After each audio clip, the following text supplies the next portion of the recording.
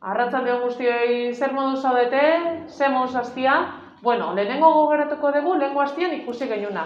Gogoratu, Jesusek bere lehenengo apostolak aukeratu zitula, eta beraiei eskatu zien, beste gizon batzuek Jesusen misioa esplikatzea, apostol gehi eukitzeko. Gerozio, 11 izango ziren, baina, bueno, oraingoz, hori ez dugu ikusiko. Vale. Eta gaur ikusiko duguna da Jesus nola sendatzen zuen jendia, bai? Eta horretarako lehenengo gauza egingo duguna da prestatuta, nola prestatzen gea? Kantatzen. Venga, deno batera. Prestatu eskuak, prestatu bihotzak, jaunaren hitza entzun dezadan. Prestatu eskuak, prestatu bihotza, jaunaren hitza entzun dezadan.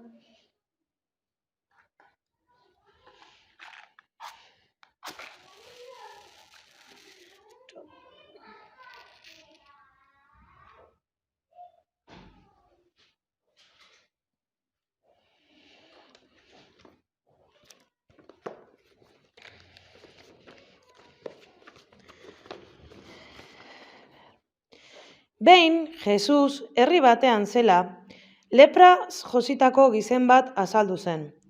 Jesus ikustean, auzpez lurrera erori eta erregutu zion.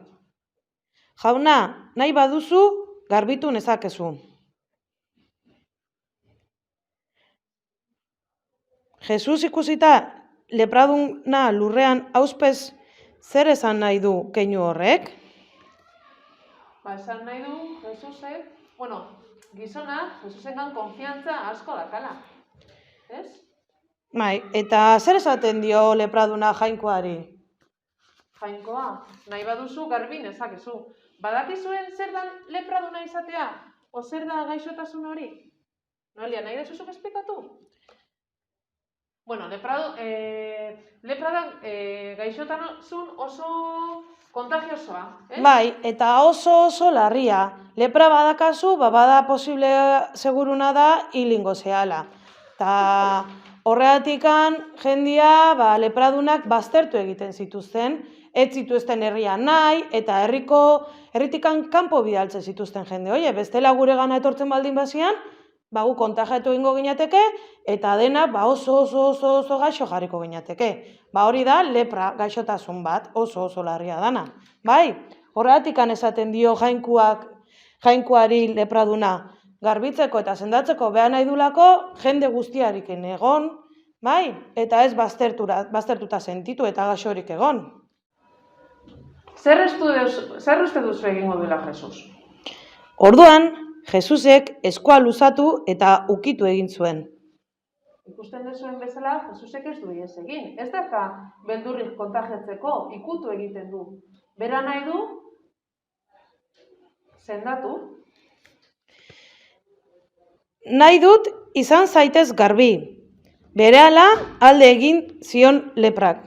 Horrela, Jesusek gaixoaren fedeari erantzunez, sendatu egiten du. Hau da, mirari handi bat oso handia egiten du. Eta Jesusek orduan osasuna bueltatzen dio. Eta bere beste jendean artean tokia egiten dio. Badakizue Jesusek zeba egiten du hori? Ikusten duelako gizon hori oso fededuna duala. Eta Jesusengana hurbiltzen dela bezateko sendatu nazazu, beste idonor ez zean jungo berena eta esango zion sendatu nazazu fedia ez baldin badako. Bai? Hori bai, Jesusek eskatzen dio jainkoaren hitzari obeditzea. Zer esaten du Bibliak, Noelia? Gero eta gehiago hitz egiten zen Jesusi buruz. Eta jende talde handiak biltzen ziren hari entzutera. Eta berak gaitzetatik senda zitzan. Jesus, ordea, toki bakartietara joan ohi zen otoitz egitera. Zergatik egiten du Jesus hori? Jesus ez duelako inork despreziatzen. Gerturatu egiten da. Gaixoa entzun egin dio eta miraria egin du, sendatu egin du. Geroztik aurrera, gero eta gehiago hitz egiten zen Jesusek. Claro, porque berak miraria handiak egiten ditu. Bai.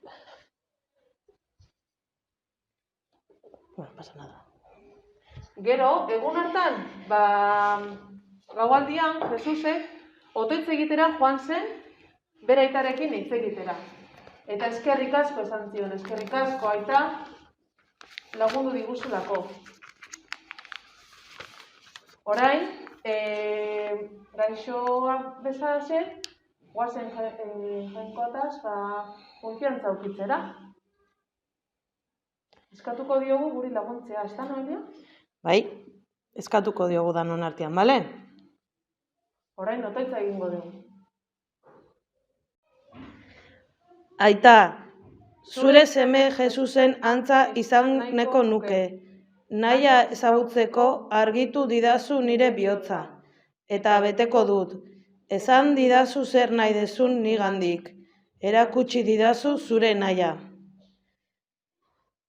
Eta orain, bukatzeko, beti bezala, abesti poli bat egingo dugu, bai? Venga, danon artean gurasoak ere bai, Venga. Eskerrik asko jauna, bihotz bihotzetik. Eskerrik asko jauna, orain eta beti. Kaixo, aste honetako eskulana izango da kubo bat sortzea. Eta kubo hau zertarako egingo den? Gure inguruko helduekin edo anai arrebekin jolasteko. Ingo dezue kubo bat honekin. Eta alderdi bakoitzean apuntatuko dezue ikasitako zer gai bat, gaien bat edo hitzen bat. Eta zaudetenean beste pertsonekin botako dezue dadua eta ateatzen zaizuen gaia kontatu egingo diozue, Ale ba, ondo pasa, agur!